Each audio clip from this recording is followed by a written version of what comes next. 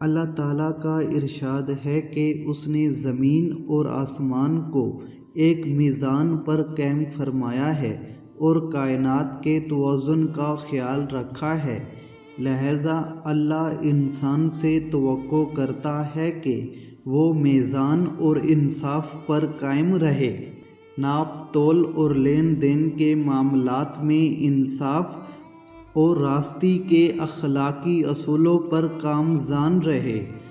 اگر کوئی شخص ناپ تول میں کمی کرے گا تو سماج کا معاشی اور معاشرتی نظام دھرم بھرم ہو جائے گا۔ جو لوگ اشیاء میں ملاوٹ کرتے ہیں وہ دوسروں کا حق مارتے ہیں اور انسانی جانوں پر مضر اثرات مرتب کرتے ہیں۔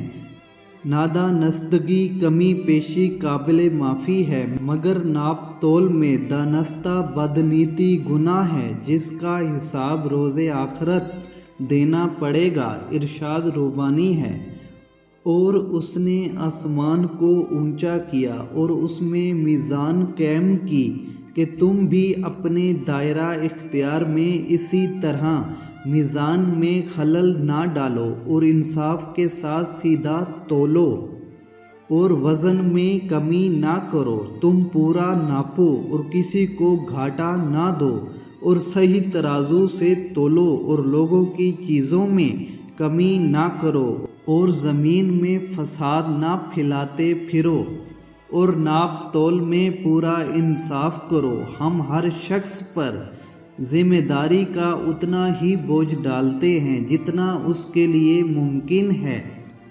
تباہی ہے ڈنڈی مارنے والوں کے لیے جن کا حال یہ ہے کہ لوگوں سے لیتے ہیں تو پورا پورا لیتے ہیں اور جب ان کو ناپ کر یا تول کر دیتے ہیں تو انہیں گھاٹا کم دیتے ہیں۔ کیا یہ لوگ نہیں سمجھتے کہ ایک بڑے دن یعنی قیامت والے دن یہ اٹھا کر لائے جانے والے ہیں، اس دن جب کہ سب لوگ رب العالمین کے سامنے کھڑے ہوں گے۔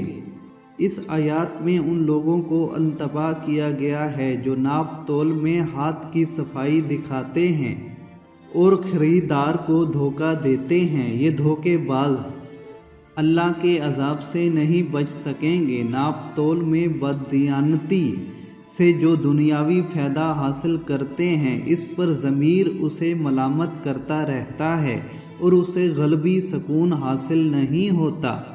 دنیا کے فائدے کے لیے اپنے رب کو ناراض کرنا گھاٹے کا سودا ہے۔ امید ہے آپ ان باتوں پر ضرور عمل کریں گے اور اس طرح کی اور بھی بہت ساری ویڈیو دیکھنے کے لیے آپ ہمارے چینل کو لازمی سبسکرائب کریں گے۔ آپ کے تعاون کا شکریہ۔